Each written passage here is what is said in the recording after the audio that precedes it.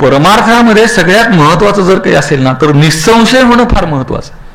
तुम्हाला पाठांतर किती आहे किंवा तुम्ही किती ठिकाणची तीर्थयात्रा केलेली आहे, किती सप्तपुऱ्यांना किती वेळा, सप्तपुऱ्या 7 वेळा, 4 धाम 4 वेळा जरी केले तर चित्तामध्ये जर संशय शिल्लक असेल तर त्या परमार्थाची किंमत शून्य आहे. एक वेळ काहीही पाठांतर नसू द्या, कोणतीही यात्रा केलेली नसू द्या, पण मनुष्य जर निसंशय झाला तर तो मोक्षाकडे गेलेला आहे.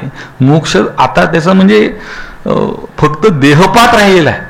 प्रारब्ध जोपर्यंत शिल्लक आहे तोपर्यंत त्याचा देह आहे आणि ज्या क्षणी त्याचा देहपात होईल त्या क्षणी तो मुक्तच होणार आहे. दुसऱ्याने आपल्याला येऊन महात्म्य सांगितल्यानंतर कळणं फार अवघड आहे. एकदा काय झालं, ब्रह्मीभूत दादा कीर्तन करत होते आणि कीर्तनाला तुम्ही संत माय बाप कृपावंत असा अभंग घेतला होता. तर ते कीर्तन ऐकल्यानंतर मातोश्री ताई दादांकडे गेल्या आणि दादांना म्हणाले, दादा तुम्ही जे सांगता की माझं महत्भाग्य आहे की माझे मायबाप हे माझे मायबापही आहेत आणि संतही आहेत, हे माझं महत्भाग्य. तर तसं भाग्य मला सुद्धा प्राप्त झालेलं आहे की तुम्ही संतही आहात आणि माझे मायबापही आहात. त्याच्यावर दादांनी केवळ एक शब्द सांगितला, जर कळालं तर. जर महात्म्य कळालं नाही तर वस्तू आपल्या हातामध्ये असून सुद्धा उपयोग होत नाही. एकदा एक मनुष्य रस्त्याने चालला होता आणि त्याला सवय होती परीस शोधायची, त्याला परीस शोधायचा होता. मग त्याच्याकरता त्याने एक उपाय केला, आपल्या गळ्यामध्ये एक लोखंडाची साखळी घातली आणि दगड दिसल्यानंतर तो उचलायचा, त्या साखळीला लावायचा, ती सोन्याची झाली का पाहायचं, झाली नसेल तर फेकून द्यायचा. करता करता वर्षभरामध्ये त्याला अशी सवय झाली की दगड उचलायचा, साखळी लावायचा आणि टाकून द्यायचं. ती सोन्याची झाली का नाही हे पाहायचं तो विसरून गेला आणि परिणाम एक दिवस तो घरी आला, साखळी सोन्याची झालेली होती. म्हणजे त्यांनी कधीतरी दिवसभरामध्ये परीस उचलला होता, तो उचलून त्या लोखंडाला लावला होता, परिसानी परिसाचं काम केलं होतं, लोखंडाची साखळी सोन्याची झाली होती, पण ती सोन्याची झाली का हे त्यांनी पाहिलं नाही. त्यामुळे हातामध्ये आलेला परीस त्यांनी दगड म्हणून फेकून दिला. म्हणून आपल्या हातामध्ये असलेली आपली संस्कृती, आपली विद्या हा परीस आहे, पण दुर्दैवाने आपल्याला त्याच्याबद्दल अभिमान नाही. आपल्या गोष्टीचं काय ते याचा धरीन अभिमान, करीन आपुले जतन. आपल्या संस्कृतीचा, आपल्या परंपरेचा आपण अभिमान धारण केला पाहिजे. असो, तर ही माझ्या मनामधली जी आशंका, संशय, जगद्गुरु तुकोबराय अभंग लिहित असताना काहीतरी एक भूमिका घेऊन तो अभंग लिहितात. जसं आपण संतवाङ्मयामध्ये सर्वत्र असं आहे की एखादा गवळणीपरक अभंग असेल तर गवळणीच्या भूमिकेमध्ये जाऊन त्यांनी ते वर्णन केलेलं आहे. त्याप्रमाणे हे परिपूर्णतेला प्राप्त झालेला असा जो भक्त आहे त्या भक्ताच्या भूमिकेतून जगद्गुरु लिहितात. मी मागे आपल्याला सांगितलं की सर्वात पहिल्यांदा सांगितला जाणारा सिद्धांत हा अजातवादाचा आहे. जगत झालंच नाही ही वस्तुस्थिती आहे आणि त्या भूमिकेला प्राप्त झालेले असे जगद्गुरु तुकोबाराय हे सर्व भूमिकांमध्ये जाऊ शकतात. म्हणजे जो ज्ञानी मनुष्य आहे तो ज्याचं ज्ञान संपादन केलं, म्हणजे ज्ञानस्वरूप झालेले असल्यामुळे, ज्ञाना इतके व्यापक झालेले असल्यामुळे ते कोणत्याही भूमिकेचा अंगीकार करू शकतात. आणि इथे या भक्ताच्या भावाचा अंगीकार करून जगद्गुरु तुकोबाराय सांगतायत, अंतरीचा भाव जाणून या गुज. या पहिल्या चरणामध्ये 2 शब्द अतिशय चिंतनीय आहेत. पहिला आहे गुज आणि दुसरा आहे काज. मनातलं गुज, गुज या शब्दाचा अर्थ होतो गुह्य. इति गुह्यतमं शास्त्र मिदमुक्तम मया नघ एतत् बुद्ध्वा बुद्धिमान स्यात् कृतकृत्यश्च भारत. भगवंत आणि अर्जुन यांच्यामधल्या संवादामध्ये जो निष्पाप अशा स्वरूपाचा आहे, ज्याचं चित्त शुद्ध स्वरूपाचं आहे, अशा व्यक्तीजवळ आपल्या चित्तातलं गुज अभिव्यक्त करावं असं भगवंत अर्जुनाला सांगतायत. इथे जगद्गुरु तुकोबारायांच्या चित्तामध्ये असणारं जे गुज, जे गुह्य, ते हे भगवंता तू ते जाणलंस. ते जाणलं याचं कारण असं आहे ज्यावेळी आपलं चित्त शुद्ध होतं, स्थिर होतं, त्यावेळी भगवंताच्या प्राप्तीशिवाय दुसऱ्या कशाचीही इच्छा आपल्या चित्तामध्ये राहत नाही. जगद्गुरु तुकोबाराय सांगतायत की मला तुझ्या प्राप्तीची असणारी इच्छा ती तू जाणलीस. कारण मला पुढे आलाय विषय तो की मला पुत्र पाहिजे, मला धन पाहिजे, मला संपत्ती पाहिजे असं मागणारे, असं गुह्य असणारे जगद्गुरु नाहीत. किंवा जगद्गुरूंनी ज्याची भूमिका घेतलेली आहे तो भक्त मला लौकिक स्वरूपाचं काही प्राप्त व्हावं अशी मनामध्ये इच्छा धारण करणारा नाही. इच्छा सुद्धा अधिकारानुगुण धारण होत असल्यामुळे जो भक्त ईश्वराशिवाय कशाचंही चिंतन करत नाही, ईश्वर प्राप्तीशिवाय कशाचीही इच्छा धारण करत नाही, त्याच्या मनामधलं गुह्य गुज तू जाणलेलं आहेस. आणि काय केलं? तैसे केले काज पांडुरंगा. आपल्याकडे व्यवहारामध्ये कामकाज असा शब्द मराठीमध्ये वापरला जातो. काम आणि काज म्हणजे कार्य करण्याची पद्धती उचित स्वरूपाची असणं याला काज म्हणायचं. योग्य पद्धतीने करणं म्हणजे काज, नुसतं करणं म्हणजे काज नव्हे. एकदा एका गुरूंचे 2 शिष्य होते. प्रसिद्ध कथा आहे, अनेक वेळा आपण ऐकलेली असेल. आणि ते 2 शिष्य एकमेकात भांडत होते. किंबहुना 2 शिष्य एकाच गुरुचे आहेत हे ओळखायचं कसं? तर त्या दोघांमध्ये जर भांडण असतील तर ते नक्कीच एका गुरुचे शिष्य असले पाहिजेत असं ओळखलं पाहिजे. तसं ते 2 शिष्य होते आणि परस्परामध्ये त्यांचा वाद होता. गुरुवर अतिशय प्रेम, एकाकडे डाव्या पायाची सेवा, एकाकडे उजव्या पायाची सेवा. मग एक दिवस उजव्या पायाची सेवा करणारा शिष्य आला नाही. मग डाव्या पायाची सेवा करणाऱ्यांनी डाव्या पायाची व्यवस्थित सेवा केली आणि दुसऱ्या पायावर उकळतं पाणी ओतलं. दुसऱ्या दिवशी तो शिष्य आला, त्याला राग आला की अरे माझ्या पायावर, माझ्याकडे ज्या पायाची सेवा त्याच्यावर ह्यांनी उकळतं पाणी ओतलं. मग त्यांनी त्याची मलमपट्टी वगैरे केली आणि डाव्या पायावर उकळतं पाणी ओतलं. त्याचं कारण मी ज्या पायाची सेवा करतो त्या पायावर त्यांनी काल पाणी ओतलं, म्हणून तो ज्या पायाची सेवा करतो त्याच्यावर मी आज उकळतं पाणी ओतणार, अशी त्यांनी सेवा केली. मग ही सेवा करणं आहे का? तर ही सेवा होत नाही. म्हणजे जरी दिसायला ही सेवा असली, एका पायाची मलमपट्टी केली ही सेवा असली, तरी दुसऱ्या अंशामध्ये त्यांनी टाकलेलं उकळतं पाणी ही त्यांची सेवा घडत नाही. त्याप्रमाणे काम करण्यामध्ये ते योग्य पद्धतीने झालं पाहिजे, उचित पद्धतीने झालं पाहिजे. आपण शासकीय व्यवहारात जर गेला तर तिथे राजशिष्टाचार नावाचं एक खातं आहे. आणि ते खातं काय करतं? म्हणजे अगदी जिल्हाधिकारी पदाची व्यक्तीसुद्धा, योग्यतेची व्यक्तीसुद्धा, त्याच्यात एक राजशिष्टाचार नावाचा विभाग आहे. तो काय करतो? त्याचं मराठीमध्ये त्याला प्रोटोकॉल म्हणतात. म्हणजे राजशिष्टाचार म्हणजे कोणत्या पद्धतीने कसं झालं पाहिजे. समजा एखादी व्यक्ती आली तर तिच्या स्वागताला कोणत्या दर्जाचा अधिकारी गेला पाहिजे, तिने त्याला कसं आणलं पाहिजे वगैरे वगैरे. म्हणजे तो आल्यानंतर त्याला नेणंच आहे, पण ते योग्य पद्धतीने नेलं पाहिजे. त्याप्रमाणे योग्य पद्धतीने कार्य करणं याला काज म्हणतात. म्हणजे योग्य पद्धतीने माझी इच्छा तू पूर्ण केलीस. एखादा मुलगा काही खाण्याकरता हट्ट धरतो. मग ते 2, 3, 4 वेळा झाल्यानंतर शेवटी तो बाप काय करतो? त्याला ज्याचा हट्ट धरलाय त्याने एखादी खाण्याची वस्तू समजा असेल तर ती वस्तू घेतून अशी तोंडात कोंबतो त्याच्या. मग त्याची इच्छा पूर्ण झाली का? झाली, पण योग्य पद्धतीने झाली नाही. त्याच्या तोंडात घातलं, कोंबलं, ही इच्छा त्याची पूर्ण झाली नाही. तर योग्य पद्धतीने मला भगवंताची जशी प्राप्ती हवी आहे त्या स्वरूपाने, म्हणजे यातला भाव आहे आत्मत्वाने मला तुझी प्राप्ती व्हावी अशी इच्छा होते. आणि ती आत्मत्वाने प्राप्ती तुझ्या कृपेने आता झालेली आहे. घातले वचन न पडेची खाली, तू आम्हा माऊली अनाथांची. आमचा शब्द तू खाली पडू देत नाहीस. म्हणजे मी शब्द केलेला खर्च तू परिपूर्ण करतोस. त्याप्रमाणे तू आमच्या अनाथांची माऊली आहेस, अनाथांचा नाथ आहेस. मी परवा आपल्याला विस्तारामध्ये सांगितलं की ज्याचं कोणीही नसतं त्याचा भगवंत असतो असा नियम असल्यामुळे आम्ही अनाथ आहोत, तूच आमचा नाथ आहेस अशी आमची इच्छा असल्यामुळेच तू आमची इच्छा पूर्ण केलीस. मज याचकाची पुरविली आशा, पंढरी निवासा माय बापा. मी याचक आहे, मी मागणारा आहे. म्हणजे याचक जरी असले तरी जगद्गुरूंचंही याचकता किंवा जगद्गुरूंची याचना ही अतिशय उच्च अशा स्वरूपाची. याचक हा दीन असतो. याचक हा म्हणजे ज्याला गरज असते त्याला अक्कल नसते अशी एक म्हण आहे.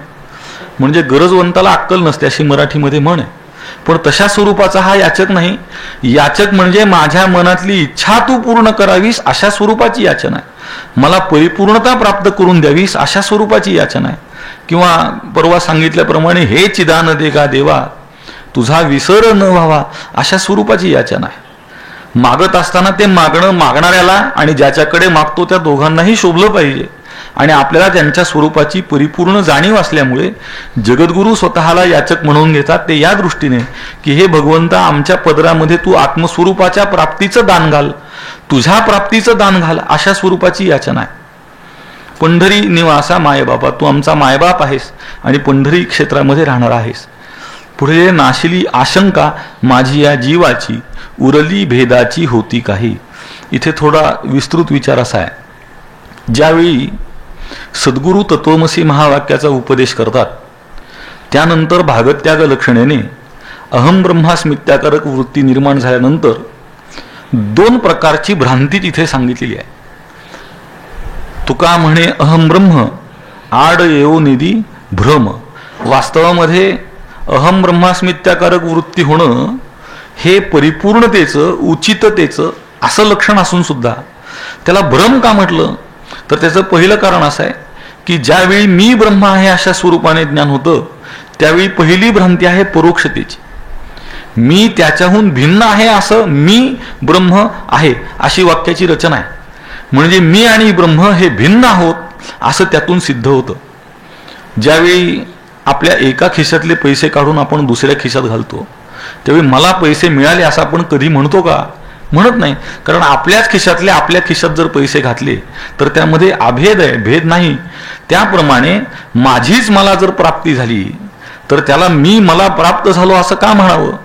तर त्याचं थोडं कारण असं आहे मध्यंतरीच्या काळामध्ये विस्मृती आहे आणि विस्मृती ही जवळजवळ वस्तू हरवण्यासारखी असते. वस्तू हरवणं म्हणजे विस्मृती नव्हे किंवा विस्मृती म्हणजे वस्तू हरवणं नव्हे, पण विस्मृती वस्तू हरवण्यापेक्षा कमी सुद्धा नाही. ज्यावेळी एखादी वस्तू आपल्याकडे असून सुद्धा त्याची विस्मृती होते तेव्हा ती असून नसून सारखी असते.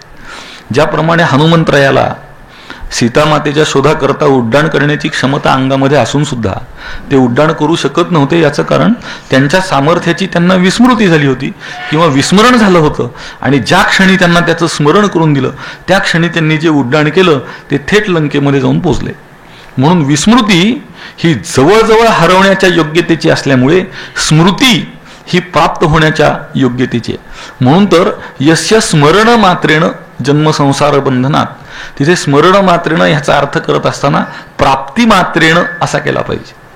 म्हणजे स्मृती हा तो वेगळा विषय आहे. पुन्हा एक प्रत्यक्षाचं जे लक्षण सांगितलेलं आहे की प्रमात्याशी वर्तमान कालसंबंधी किंवा वर्तमान संबंधी अयोग्य प्रमाण अजन्य अशा स्वरूपाचं जे ज्ञान त्याला प्रत्यक्ष प्रमाण असं म्हणतात. मग ते प्रमाता कोण, वर्तमान संबंध म्हणजे काय, परमात्याशी वर्तमान संबंधी अयोग्य प्रमाण म्हणजे काय, अयोग्य प्रमाण अजन्य म्हणजे काय, हा एक एक पदाचा पुष्कळ विस्तार आहे. पण त्याच्यामध्ये सुखदुःख आणि स्मृती याच्यामुळे त्या प्रत्यक्षाच्या लक्षणामध्ये अयोग्य प्रमाण अजन्य असं केलं. म्हणजे योग्य प्रमाणजन्य असं खरं तर ते लक्षण असलं पाहिजे. पण अयोग्य प्रमाण अजन्य म्हणण्यामध्ये ज्याला प्रमाणजन्यता नसूनही यथार्थता आहे त्याचा अंतर्भाव झाला पाहिजे. जे ज्ञान प्रमाणजन्य नाही पण अबाधित स्वरूपाचं आहे. आता स्मृती होत असताना स्मृती यथार्थ स्वरूपाची आहे. त्या स्मृतीचे 2-3 नियम आहेत. पहिला नियम असा आहे की स्मृतीचा विषय हा परोक्ष असला पाहिजे. जो अपरोक्ष विषय आहे त्याची कधी स्मृती होत नाही. आपल्या समोर एखादा मनुष्य बसलाय आणि त्यावेळी आपण त्याला म्हणतो अरे मला आत्ता तुझी फार आठवण येते आहे, असं घडत नाही. कारण ज्याची आठवण येते तो आपल्या समोर नसेल तरच त्याची आठवण आहे. जर तो आपल्या समोर असेल तर त्याची आठवण करण्याचं काही कारण नाही. म्हणून ज्यावेळी भगवंताचं परमात्म्याचं आपल्याला अपरोक्षतेने ज्ञान झालेलं नाही त्याच वेळी त्याची स्मृती होते, त्याच वेळी त्याचं स्मरण होतं. आता इथे मी ब्रह्म आहे अशा स्वरूपाने झालेलं जे ज्ञान त्यामुळे त्यांनी लिहिले नाशिली आशंका. आशंका या शब्दाचा अर्थ इथे करत असताना संशय असा केलेला आहे. इंद्र चंद्र देव ब्रह्मादी करोनी संशयाची श्रेणी छेदिती ना. इंद्र चंद्र ब्रह्म अशा देवतांना सुद्धा संशयाच्या श्रेणीचं उल्लंघन करता येत नाही. तर हा संशय कोणता? तर आत्ता सांगितल्याप्रमाणे माझ्या ठिकाणी परोक्षतेची आणि परिच्छिन्नतेची, म्हणजे पहिलं तू माझ्याहून परोक्ष आहेस अशी भ्रांती आहे, आणि दुसरी परिच्छिन्नतेची भ्रांती आहे. या दोन्हीही स्वरूपाच्या भ्रांतीचं तू निवारण केलंस. उरली भेदाची होती काही, भेदभ्रांती तू निवृत्त केलीस. त्या भेदभ्रांतीचा विस्तृत विचार आपल्या विचारसागरामध्ये आलेला आहे. आपण तो विस्ताराने पाहायचा असेल तर तिथे जाऊन पाहावा. फक्त त्याचा नामोल्लेख करून पुढे जातो. आणि ज्याप्रमाणे आम्ही गुरुवर्य महाराजांकडे पाठामध्ये शिकलो किंवा आता सांगण्याचा प्रयत्न करतो, तशा स्वरूपाने मी आपल्याला सांगतो. अशी 3 बोटं धरायची. एकाला नाव द्यायचं जीव, एकाला नाव द्यायचं जड, आणि एकाला नाव द्यायचं ईश्वर. जीव जीवाचा भेद, जीव जडाचा भेद, जड जडाचा भेद, जड ईश्वराचा भेद, ईश्वर ईश्वराचा भेद आणि ईश्वर जीवाचा भेद, असे ते भेद सांगितलेले आहेत. या भेदाची भ्रांती, मात्र ती भेदभ्रांती कशी आहे याच्यासाठी आपण विस्ताराने तिथे पहा. आणि स्वगत सजातीय विजातीय भेद आणि देश काल वस्तू भेद अशी ही भेदांची यादी आहे. या सर्व प्रकारच्या भेदाची मनामध्ये राहिलेली आशंका, संशय तू निवृत्त केलास. योगसूत्रामध्ये मी आपल्याला त्या दिवशी सांगितलं की योगसूत्र हे असं विशेष आहे की त्यात मानसशास्त्र आलेलं आहे, आणि त्याच्यामध्ये सतु नैरंतर्य दीर्घकाल सत्कारा सेवितो दृढभूमी असं सांगितलेलं आहे. संशय चित्तामध्ये नसला पाहिजे. एक गृहस्थ लोकांना रामनामी देत होते, म्हणजे एक उपर्ण घालतात आणि त्याच्यावर रामनाम लिहिलेलं असतं, त्याला रामनामी असं म्हणतात. आणि ते कालांतराने आजारी पडले. आजारी पडल्यानंतर एक दिवस ते काहीतरी घोकत होते, वाचत होते. तर त्यांना एका शिष्याने विचारलं की तुम्ही हे काय वाचता? म्हणले आत्ता एक फकीर आला होता, त्यांनी एक कागद लिहून दिला, ते वाचतो आहे, आणि त्यामुळे तुम्हाला बरं वाटेल असं त्यांनी सांगितलं. तो शिष्य त्यांना म्हणाला, अहो तुम्ही स्वतः रामनामाचा उपदेश करता, तुम्ही रामनाम घेतलं पाहिजे, काय वाचत बसलात तुम्ही? तर त्यांनी सांगितलं, तुला खरं सांगू का, माझ्या स्वतःच्या चित्तामध्ये अजूनही संशय आहे की या नामामुळे माझा आजार रोग चिंता दूर होईल का, असा माझ्या मनामध्ये प्रश्न आहे, संशय आहे. म्हणून मी जो काही उपाय सांगतो तो करण्यामध्ये प्रवृत्त होतो. म्हणून संशय फार मोठा आहे. आणि संशयाची सगळ्यात महत्त्वाची गोष्ट अशी आहे की संशय दिसत नाही. दिसणारी गोष्ट जर निवारण करायची असेल तर ती सोपी आहे, पण जी गोष्ट समजुतीत आहे ती निवारण करणं अतिशय कठीण आहे. वास्तवामध्ये झालेला आजार हा बरा होऊ शकतो, पण मी आजारी आहे अशी झालेली समजूत नीट करणं मात्र फार कठीण आहे. समजुतीतला आजार दुरुस्त होत नाही. आणि अज्ञान कसं आहे, अज्ञान हा समजुतीतला आजार आहे, भवरोग हा समजुतीमधला आहे. भवरोग हा वास्तवातला नाहीच आहे. मी आत्ता आपल्याला सांगितल्याप्रमाणे जे जगत झालंच नाही ते रोगरूपापर्यंत कधी जायचं, पण ते जगत झालं, ते जगत आपल्याला प्रतीतीला येतं, त्याच्याविषयी आपल्याला सत्यत्व भ्रांती आहे, आणि या सर्व भ्रांतीमुळे निर्माण झालेला असा हा भवरोग आहे. समजुतीतल्या आजाराचा उपचार हा समजुतीतच केला पाहिजे. त्या शेख चिल्लीला उपचार केला का नाही? केला. त्या शेख चिल्लीला तो खालून जाणारा म्हणला, अरे तू ज्याच्यावर बसलाय तीच फांदी तोडतो, तू पडणार आहे. मग हे सांगण्याकरता ज्योतिषाची आवश्यकता नाही, पण त्याला वाटलं ह्यांनी सांगितलं ना आपण पडलो, मग तो त्यांच्याकडे गेला, म्हणला मला उपदेश करा काहीतरी. काय नाही, मग त्याने एक दोरा बांधला, म्हणलाय दोरा आहे तोपर्यंत तू काही मरत नाही. मग ह्याच्यापासून सुटका करून घ्यायची असेल तर त्याच्या समजुतीतच काहीतरी उपचार केला पाहिजे. त्याप्रमाणे शंका आशंका ही समजुतीमधली आहे. एक रुग्ण खेड्यामधला शहरात गेला आणि डॉक्टरांकडे गेल्यानंतर त्यांनी त्याला औषधं लिहून दिली आणि त्याला सांगितलं, हे रोज 3 वेळा घे 8 दिवस, आणि 8 दिवसांनी येऊन पुन्हा दाखवा. मग तो 8 दिवसांनी पुन्हा गेला. आपल्याकडे वैद्यकशास्त्र फार प्रगत होतं पूर्वी. पुरुषाने स्त्रीला तपासू नये असा पूर्वी प्रघात होता. मग काय करायचं, आजारी स्त्रीच्या हाताला दोरा बांधायचा आणि तो दोरा त्या वैद्याच्या हातात नेऊन द्यायचा. तो दोरा पकडून नाडी परीक्षा करत होता, अशी पूर्वी विद्या होती. किंवा एखादी आजारी व्यक्ती येऊ शकत नसेल तर त्या व्यक्तीचे कपडे घेऊन जायचं, त्या व्यक्तीच्या कपड्याच्या घामाच्या वासावरून उपचार केला जात असे. इतकी पूर्वी आपली शास्त्र प्रगत होती. पण काय झालं, आपल्याच शास्त्राविषयी आपल्या मनात न्यूनगंड निर्माण झाला. आता योगाविषयी आपल्याला न्यूनगंड होता.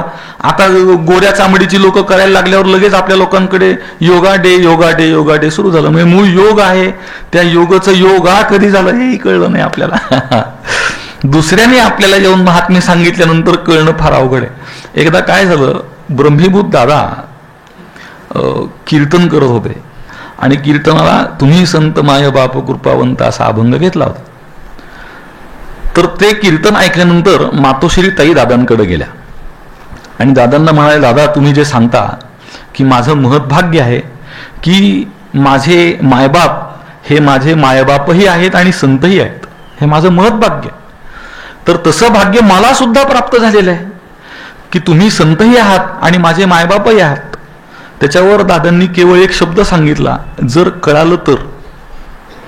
जर महात्म्य कळालं नाही तर वस्तू आपल्या हातामध्ये असून सुद्धा उपयोग होत नाही. एकदा एक मनुष्य रस्त्याने चालला होता आणि त्याला सवय होती परीस शोधायची, त्याला परीस शोधायचा होता. मग त्याच्याकरता त्याने एक उपाय केला, आपल्या गळ्यामध्ये एक लोखंडाची साखळी घातली आणि दगड दिसल्यानंतर तो उचलायचा, त्या साखळीला लावायचा, ती सोन्याची झाली का पाहायचं, झाली नसेल तर फेकून द्यायचा. करता करता वर्षभरामध्ये त्याला अशी सवय झाली की दगड उचलायचा, साखळी लावायचा आणि टाकून द्यायचं. ती सोन्याची झाली का नाही हे पाहायचं तो विसरून गेला आणि परिणाम एक दिवस तो घरी आला, साखळी सोन्याची झालेली होती. म्हणजे त्यांनी कधीतरी दिवसभरामध्ये परीस उचलला होता, तो उचलून त्या लोखंडाला लावला होता, परिसानी परिसाचं काम केलं होतं, लोखंडाची साखळी सोन्याची झाली होती, पण ती सोन्याची झाली का हे त्यांनी पाहिलं नाही. त्यामुळे हातामध्ये आलेला परीस त्यांनी दगड म्हणून फेकून दिला. म्हणून आपल्या हातामध्ये असलेली आपली संस्कृती, आपली विद्या हा परीस आहे, पण दुर्दैवाने आपल्याला त्याच्याबद्दल अभिमान नाही. आपल्या गोष्टीचं काय ते याचा धरीन अभिमान, करीन आपुले जतन. आपल्या संस्कृतीचा, आपल्या परंपरेचा आपण अभिमान धारण केला पाहिजे. असो, तर ही माझ्या मनामधली जी आशंका, संशय, परमार्थामध्ये सगळ्यात महत्वाचं जर काही असेल ना तर निसंशय होणं फार महत्वाचं. तुम्हाला पाठांतर किती आहे किंवा तुम्ही किती ठिकाणची तीर्थयात्रा केलेली आहे, किती सप्तपुऱ्यांना किती वेळा, सप्तपुऱ्या 7 वेळा, 4 धाम 4 वेळा जरी केले, तर चित्तामध्ये जर संशय शिल्लक असेल तर त्या परमार्थाची किंमत शून्य आहे. एक वेळ काहीही पाठांतर नसू द्या, कोणतीही यात्रा केलेली नसू द्या, पण मनुष्य जर निसंशय झाला तर तो मोक्षाकडे गेलेला आहे. मोक्ष आता त्याचा म्हणजे फक्त देहपात राहिलेला आहे. प्रारब्ध जोपर्यंत शिल्लक आहे तोपर्यंत त्याचा देह आहे आणि ज्या क्षणी त्याचा देहपात होईल त्या क्षणी तो मुक्तच होणार आहे असं समजलं पाहिजे. म्हणून आशंका आणि भेद अशा दोन्ही स्वरूपाचा संशय तुम्ही निवृत्त केला. तुका म्हणे आता केलो मी निर्भर, गायीन अपार गुण तुझे. आता आपल्या देशामध्ये आत्मनिर्भर भारत अशी योजना सुरू आहे. तर त्या निर्भर शब्दाचा अर्थ 2-3 प्रकारचा आहे, पण त्यातला सगळ्यात महत्वाचा अर्थ म्हणजे इथे सुद्धा शब्द दिलेत बघा बाजूला अर्थ, परिपूर्ण, निश्चिंत आणि बेपरवा असे 3 अर्थ दिलेत. पण इथे यातला घेण्याचा अर्थ हा परिपूर्ण असा आहे. पूर्णत्वाला प्राप्त होणं अतिशय महत्वाचं आहे. ओम पूर्णमदः पूर्णमिदं पूर्णात् पूर्णमुदच्यते पूर्णस्य पूर्णमादाय पूर्णमेवावशिष्यते. आणि ही गोष्ट केवळ ज्ञानामध्ये शक्य होते. दुसऱ्या कोणत्याही गोष्टीमध्ये किंवा ज्ञानाच्या संबंधाने प्राप्त होणाऱ्या ज्या गोष्टी आहेत, जसं प्रेम आहे, प्रेम सुद्धा कसं आहे, हल्लीच्या काळामध्ये प्रेम ही संज्ञा अतिशय मर्यादित, संकुचित झालेली आहे. मूळ प्रेम ही संज्ञा अतिशय व्यापक आहे. म्हणजे मातेचं पुत्रावरचं, गुरुचं शिष्यावरचं, भक्ताचं देवावरचं, देवाचं भक्तावरचं, ही सगळी प्रेमच आहेत. प्रेमाचेच आकार, प्रेमाचीच स्वरूप आहेत. पण दुर्दैवाने काळाचा महिमा असा आहे, मी कालच एका ठिकाणी सांगितलं की कलियुग आलेलं आहे. हे कशावरून ओळखायचं, तर जो लोकांना तुम्ही पाप करू नका असा उपदेश करतो तो रात्र झाल्यानंतर पाप करण्यामध्ये सगळ्यात पुढे असतो. हे कलियुगाचं महात्म्य आहे. पाप करण्याची भीती मनामध्ये राहिली नाही कोणाच्या. जो पाप करू नका असं सांगतो त्याच्याच चित्तामध्ये पापाचं भय राहिलेलं नाही. हे कलियुगाचं महात्म्य आहे. असो, तुका म्हणे आता केलो मी निर्भर, म्हणजे परिपूर्ण. माझ्यामध्ये आता कोणतीही न्यूनता शिल्लक राहिलेली नाही. मला आता काहीही कर्तव्य नाही, ज्ञातव्य नाही आणि प्राप्तव्य नाही. मला एका विद्यार्थ्यांनी मध्ये विचारलं, म्हणलं ज्ञानी मनुष्याला प्राप्तव्य नाही असं जर असेल तर ज्ञानी मनुष्याकडे भरपूर संपत्ती असली पाहिजे, ज्ञानी मनुष्याकडे गाडी असली पाहिजे, बंगला असला पाहिजे. पण मला प्राप्तव्य नाही या शब्दाचा अर्थ मी प्राप्त करण्याजोगं आता काही शिल्लक राहिलं नाही असा अर्थ आहे. मला ज्ञातव्य नाही म्हणजे मी आता जाणावं असं काही शिल्लक राहिलेलं नाही. मला काही कर्तव्य नाही म्हणजे मी करावं असं काही शिल्लक राहिलेलं नाही. म्हणजे मला जे प्राप्त करायचं होतं ते प्राप्त झालं, मला जे जाणून घ्यायचं होतं ते मी जाणलं, मला जे करायचं होतं ते मी केलं आणि आता मी परिपूर्णत्वाला प्राप्त झालेलो आहे, असा यामागचा भाव आहे. आणि आता पुढे लिहिले, गायीन अपार गुण तुझे. त्या भगवंताच्या गुण गाण्यामध्ये फार मोठा आनंद आहे.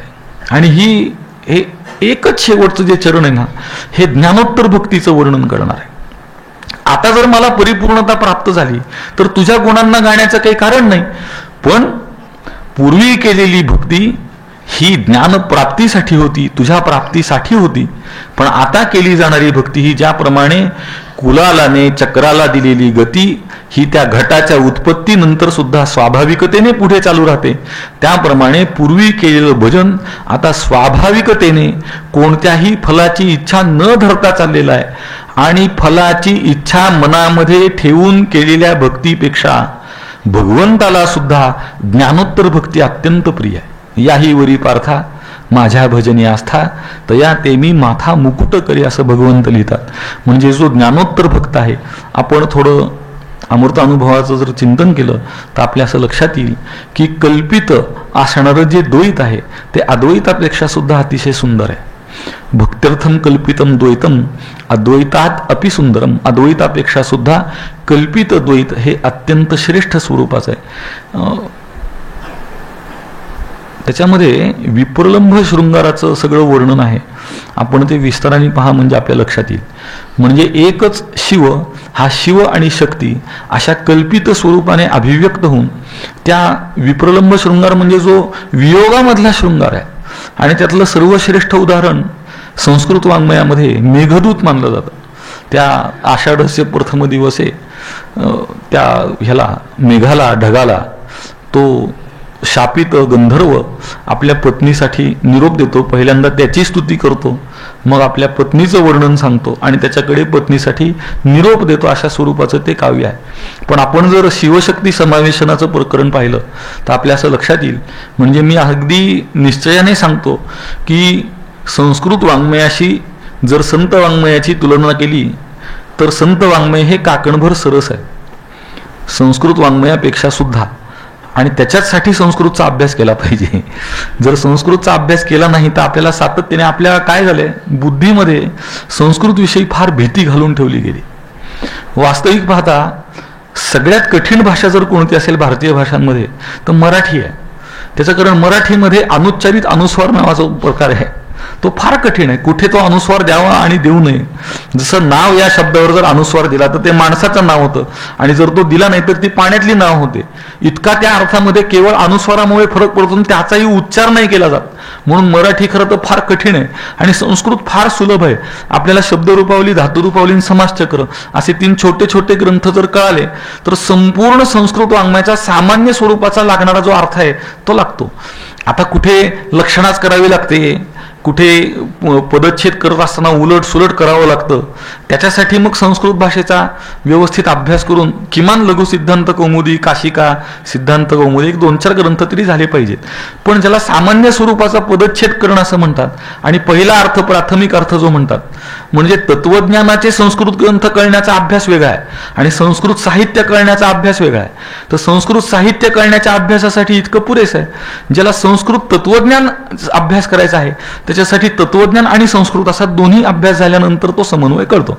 असं सांगण्याचं तात्पर्य, मी परिपूर्ण झाल्यानंतर सुद्धा मी तुझं गुण गाईन, तुझ्या गुणांचं गायन करीन असं म्हणण्याचं कारण ही ज्ञानोत्तर स्वरूपाची भक्ती आहे. ज्ञानपूर्व काळातली भक्ती ही ज्ञानप्राप्तीसाठी असते आणि ज्ञानोत्तर काळातली भक्ती ही भगवंताला प्रिय आहे. भक्ताला तर प्रिय आहेच, भक्ताची भक्ती सुटतच नाही, पण भगवंताला सुद्धा भक्तांनी ज्ञानोत्तर काळामध्ये केलेलं त्याचं भजन हे अतिशय रम्य वाटतं. किंबहुना ज्ञानोत्तर काळामध्ये केलेल्या भजनात भक्त आणि देव दोघेही नाचतात आणि त्यातली गंमत सांगतो आपल्याला. ज्ञानोत्तर काळामध्ये देव भक्त होऊन नाचतो आणि भक्त देव होऊन नाचतो, हे वैशिष्ट्य आहे.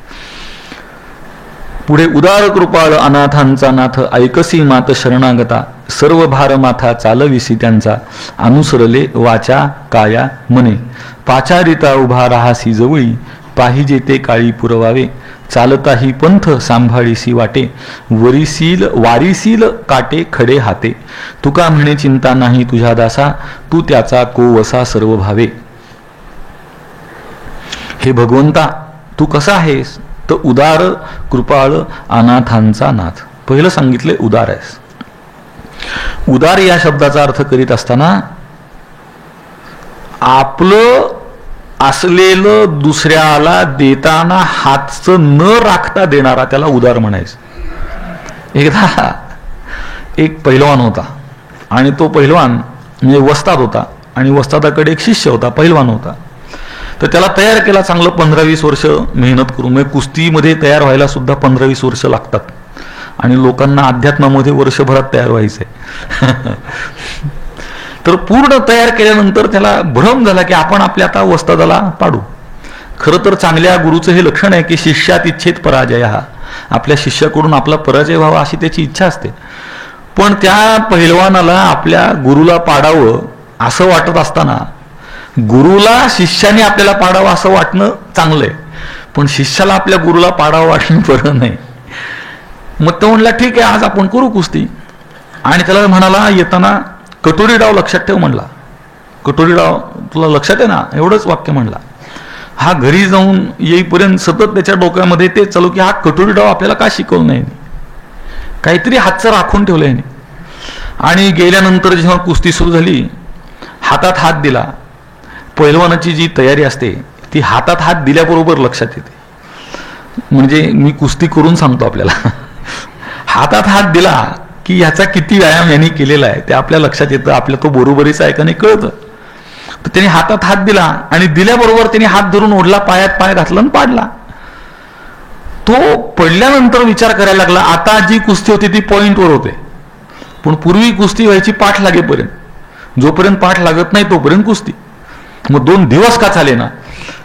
तर ते पडल्याबरोबर त्याच्या मनात विचार आला की आपण कटोरी डावाचा विचार करत होतो, हे तर साधं पाडले हे आपल्याला.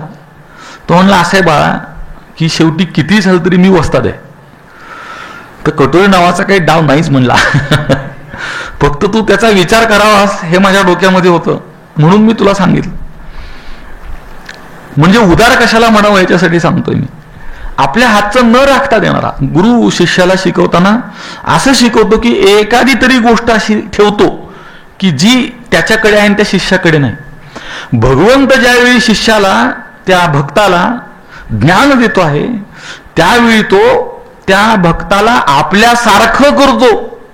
म्हणजे परिपूर्ण एकही अंश असा ठेवत नाही जो त्याच्याकडे आहे आणि भक्ताकडे नाही. म्हणून त्याला उदार म्हटलेलं आहे.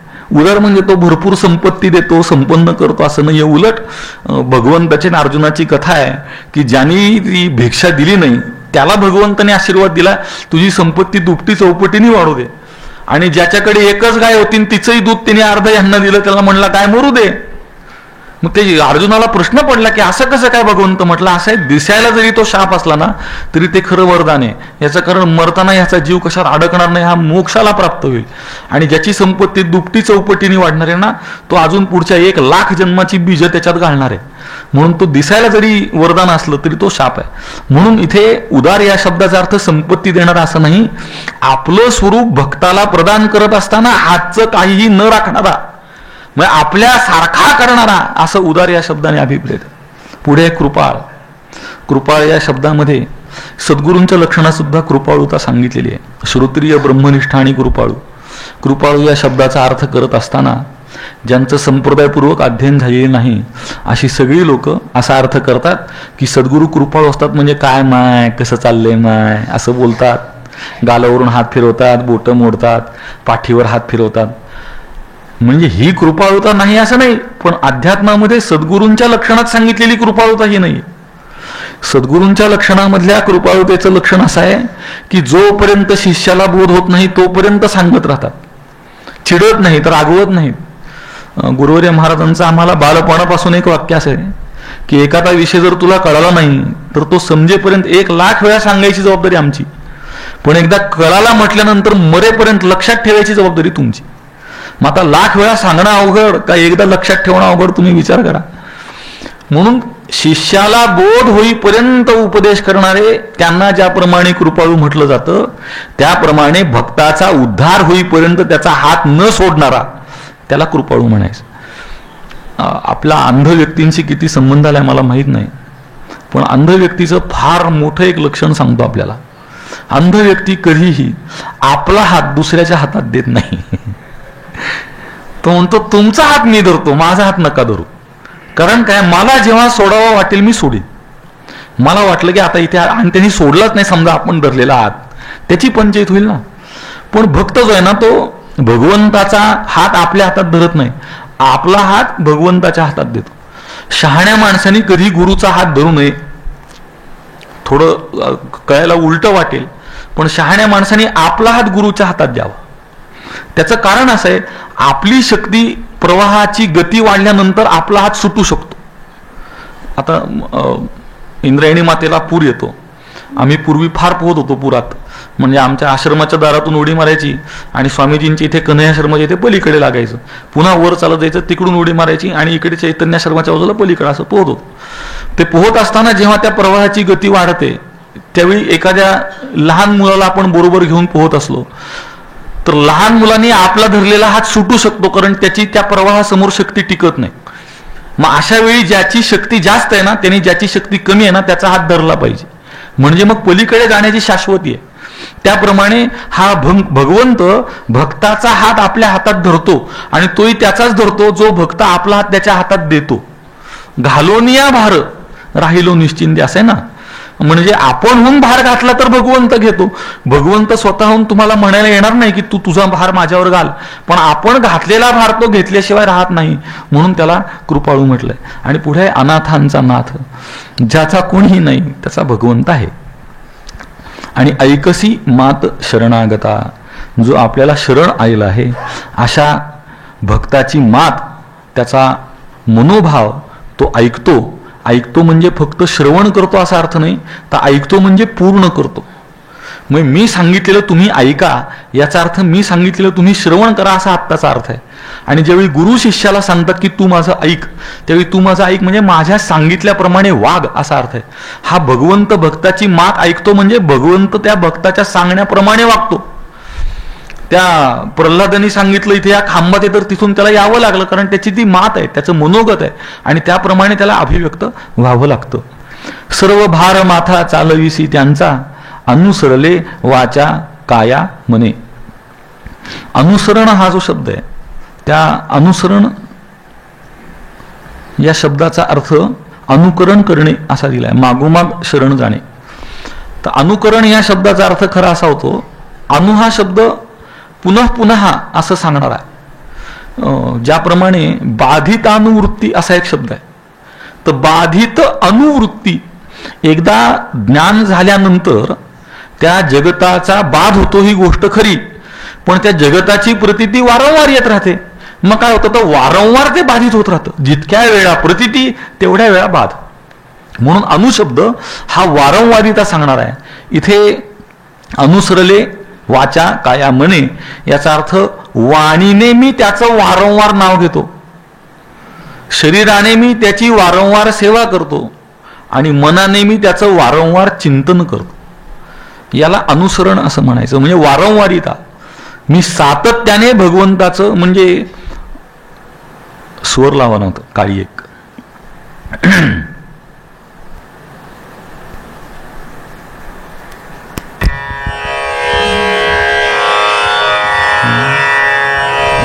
बोलावा विठ्ठल, पहावा विठ्ठल, करावा विठ्ठल, जीव भावे येणे सोसे मन, झाले हाव भरी येणे सोसे मन, झाले हाव भरी. बोलावा विठ्ठल, पहावा विठ्ठल, करावा विठ्ठल, याला म्हणायचं काया वाचा मने अनुसरण. वारंवार त्याचंच नाम घेतो, वारंवार त्याचंच चिंतन करतो, त्याचीच सेवा करतो. त्याच्याशिवाय अन्य कशाचाही भाव ज्याच्या मनात येत नाही त्यांचा भार माथा चालविसी, त्यांचा भार तो भगवंत आपल्या मस्तकी धारण करतो. पाचारिता उभा राहासी जवळी, पाहिजे ते काळी पुरवावे. त्याला बोलवलं असता तू येतोस, त्यांनी बोलवलं असता तू येतोस आणि तो ज्याप्रमाणे सांगेल त्याप्रमाणे तू करतोस. एक आमचे मित्र आहेत, त्याच्या संस्थेचं ब्रीद वाक्य त्यांनी लिहिले, जो जे वांछील तो ते लाहो. एवढंच.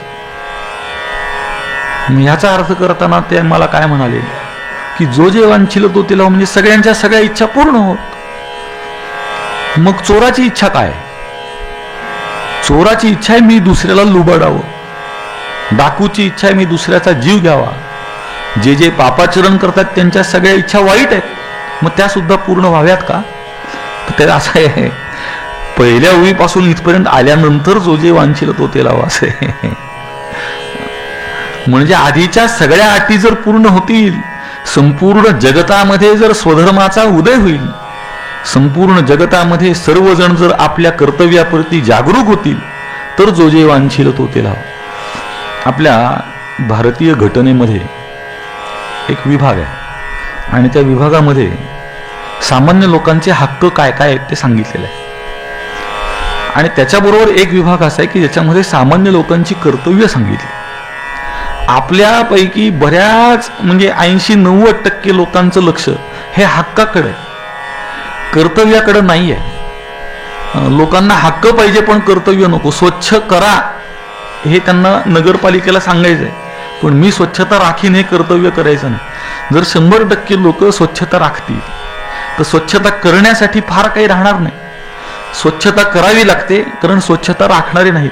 म्हणून कर्तव्याचा भाग जर स्वीकारला तर हक्क हा प्राप्त होतो, तो प्राप्त करावा लागत नाही. अधिकार आणि ज्ञान किंवा अधिकार आणि फल, अधिकारी आणि फल यांचा प्राप्य प्रापक भाव संबंध हा निश्चित स्वरूपाचा आहे. म्हणजे मनुष्य हा जर साधन चतुष्टयाने संपन्न होईल तर त्याला ज्ञान होणंच आहे. आणि त्या साधन चतुष्टयाची गंमत सुद्धा अशी आहे की एकातून एक निर्माण होणार आहे ते, म्हणजे विवेकातून वैराग्य, विवेकासहित म्हणजे विवेकातूनच वैराग्य, वैराग्यातूनच समाधी षटक संपत्ती. अहो जर विवेक वैराग्य नसेल तर मुळात शमदमाचं स्वरूप तरी मनुष्याला लक्षात येईल का? तर येणार नाही. थोडं विस्ताराने सांगतो म्हणजे लक्षात येईल आपल्या म्हणजे माझ्याबरोबर आपल्या लक्षात येण्याकरता हे चाललं नाही, मला कळावं म्हणून चाललं.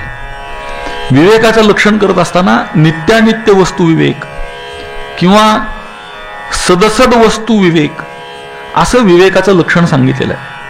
नित्य काय, अनित्य काय, चांगलं काय, वाईट काय, यातल्या भेदाचं ज्ञान होणं. भेदाचं ज्ञान होणं, मगाशी मी आपल्याला भेद सांगितला भ्रम म्हणून, आता भेद सांगतोय ज्ञान म्हणून. तर भेद चांगला का वाईट, तर आपल्याला भेदाचं ज्ञान कुठे आहे याच्यावर ते अवलंबून आहे. जर चैतन्यामध्ये आणि आपल्यामध्ये भेदाचं ज्ञान असेल तर तो भ्रम आहे, आणि देहात आणि आपल्यात जर भेदाचं ज्ञान असेल तर ते योग्य आहे, ते झालंच पाहिजे. मग हे भेदज्ञान याचाच अर्थ विवेक आहे. आता ज्याला योग्य काय अयोग्य काय कळेल असा मनुष्य अयोग्य वस्तू घेण्यात कधी प्रवृत्त होत नाही. आणि वैराग्याचं लक्षण करत असताना इहलोकापासून ब्रह्मलोकापर्यंत अनुकूल मानलेल्या भोगाच्या त्यागाच्या इच्छेस वैराग्य म्हणतात, असं त्याचं लक्षण केलेलं आहे. म्हणजे पहिली गोष्ट, तो भोग अनुकूल नाही, तो अनुकूल मानलेला आहे. आणि दुसरं, त्याग करत असताना भोगाचा त्याग नाही, भोगाच्या इच्छेचा त्याग आहे. मी नेहमी एक गोष्ट सांगतो, त्यासाठी आपण करून पहा, मी प्रयोग केलाय म्हणून सांगतो. 2 मधुमेह असल्या लोकांना बसून मध्ये जिलबी ठेवायची, एकाला खायला लावायची आणि एकाला बघायला लावायची. तर ज्यांनी खाल्ली त्याची साखर वाढते आणि ज्यांनी बघितली त्याचीही वाढते, आणि त्यातला बारका वासा ज्यांनी बघितली त्याची जास्त वाढते. खाणाऱ्यापेक्षा बघणाऱ्याची जास्त वाढते. याचं कारण भोगाच्या त्यागामध्ये शास्त्राचं तात्पर्य नाही. भोगाचा त्याग हा निर्माण झालेल्या वैराग्याचा बाहेर दिसणारा परिणाम आहे. म्हणून लोक काय करतात, भोग टाकतात पण भोगाची इच्छा टाकत नाहीत. 2 संन्यासी चालले होते आणि एक स्त्री पाण्यामध्ये बुडत होती. तर त्यातल्या एकाने तिला पाठीवर घेतलं आणि पलीकडे नेलं. बरोबरचा पाहत होता. बाहेर नेऊन त्यांनी तिला सोडलं आणि ते गेले आपल्या आपल्या ठिकाणी. आणि गेल्यानंतर तो दुसरा ज्यांनी पाहिलं होतं तो त्याला म्हणतो, अरे आपण संन्यासी आहोत, आपण स्त्रीला स्पर्श सुद्धा करू नये, आणि तू तर तिला पाठीवर घेतलंय कसं काय? तो म्हणला, मी पाठीवर घेतलं बरोबर, पण मी पलीकडे आल्या आल्या तिला उतरवलं, तुझ्या पाठीवर अजून बसलीये. तुझ्या पाठीवरची अजून उतरत नाहीये. म्हणून ना, भोगाचा त्याग हा परिणाम आहे, आणि भोगाचा त्याग अभिप्रेत नाही. भोगाचा त्याग आपोआप घडला पाहिजे. त्याच्या मागे भोगाच्या इच्छेचा त्याग मात्र टाकला पाहिजे. आणि तो इच्छेचा त्याग म्हणजे विषयाच्या ठिकाणी सुखसाधनता नाही अशी वृत्ती निर्माण होणं, हे वैराग्य. आता वैराग्य निर्माण झालं की मनोनिग्रह होणार, मनोनिग्रह झाला की इंद्रिय निग्रह होणार. म्हणून त्यातही आपण क्रम पहा, आधी शम आणि मग दम असा क्रम आहे. शमाधी षटक संपत्ती, पहिल्यांदा मनोनिग्रह मग इंद्रिय निग्रह. म्हणजे इंद्रिय निग्रह पूर्वक मनोनिग्रह असं खरं तर असलं पाहिजे. पण असा क्रम असण्याचं कारण असं की पहिल्यांदा जर मनोनिग्रह जुळला नाही तर मग इंद्रिय निग्रह करायचा आणि पुन्हा मनोनिग्रह करायचा. पण पहिल्यांदाच जर मनोनिग्रह जुळला, असा आहे परमार्थ हा कमीत कमी कालावधीमध्ये कसा निश्चित पुढे जाईल असं जर पाहिजे असेल तर कमीत कमी कालावधीत पुढे जाण्यासाठी शम आधी असला पाहिजे. कारण मनोनिग्रह हा जास्त वेळ खाणार आहे, इंद्रिय निग्रह जास्त वेळ खात नाही. मनाचा एकदा निग्रह झाला ना, माझ्याकडे एक मद्यपान करणारा मनुष्य आला, तो म्हणला माझं मद्यपान सुटत नाही, मला इच्छा आहे पण सुटत नाही. मी म्हणलं तुम्ही खोटं सांगता, तुम्हाला इच्छा नाही म्हणून सुटत नाही हे खरं आहे. तुम्हाला जर ते सोडण्याची इच्छा असेल तर ते सुटणारच. कारण शरीरापेक्षा सुद्धा मन हे इंद्रिय नसलं तरी इंद्रियांचा अध्यक्ष आहे. आणि अध्यक्ष हा खरं तर नियम असा आहे बरं का, तुम्हाला व्यवहारातला नियम सांगून ठेवतो, ज्याला कशातलंही काही कळत नाही त्याला अध्यक्ष करावं. म्हणजे आपला कार्यक्रम सुरळीत असतो. अध्यक्ष कळणारा असल्यामुळे तो वेळ फार खातो. पूर्वी पद्धत अशी होती, पूर्वी छापायला ते खिळे जुळवायला लागायचे. मी पाहिली, म्हणजे जशी प्रेस पुण्यामध्ये होती ती पाहिली मी खिळे जुळवलेत मी. तर ते खिळे जुळवताना प्रूफ रिडिंग करायला लागायचं. तर त्याचा नियम पूर्वी असा होता की ज्यांनी तो ग्रंथ लिहिला त्याला कधीही तपासायला द्यायचा नाही. असा नियम होता. मग कुणाला द्यायचा तर त्याच्याकडे शिकलेला किंवा त्याच्या बरोबर शिकलेला अशा लोकांना द्यायचा. मग त्याला काय म्हणायचे ते बरोबर गेलंय का एवढं तो पाहतो. मग ज्यांनी लिहिला त्याला का द्यायचं नाही, तर ज्यांनी लिहिला त्याला जर दिला तर त्याला ते नीट असं पाहता पाहता नवीन काहीतरी सुचतं. आणि नवीन जे सुचतं ते मूळ लिहिलं त्याच्यापेक्षा जास्त सुचतं. मग आधीच खिळे दम लावताना एवढी दमछाक झालेली,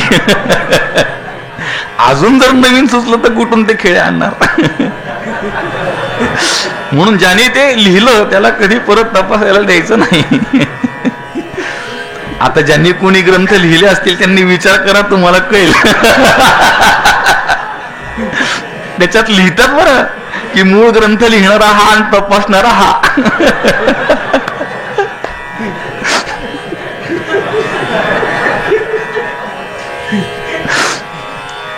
खरा नियम असा आहे की ज्यांनी विनोद सांगायचा त्यांनी हसायचं नाही.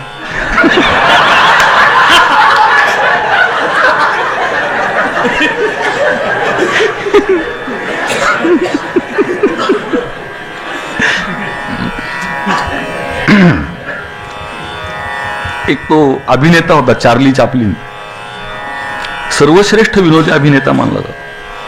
मी त्याचं व्यक्तिगत मत वगैरे तिकडे आपल्याला जायचं नाही. मी फक्त सांगतो ह्याच्याकरता की त्याच्यातून विनोद निर्मिती त्यावेळी होते जेव्हा तो स्वतः गंभीर राहील. तोच जर हसायला लागला तर समोरचा कसा असेल. असो, तर मनातल्या सगळ्या इच्छा पूर्ण करतो याचा अर्थ असा की मुळात तो भक्त आहे, त्याची वासना ही सद्वासना आहे आणि ती तो पूर्ण करतो. चालताही पंथ सांभाळीसी वाटे, वारीसील काटे खडे हाते. त्या भक्ताच्या पायामध्ये येणारे काटे दगड भगवंत आपल्या हाताने दूर करतो.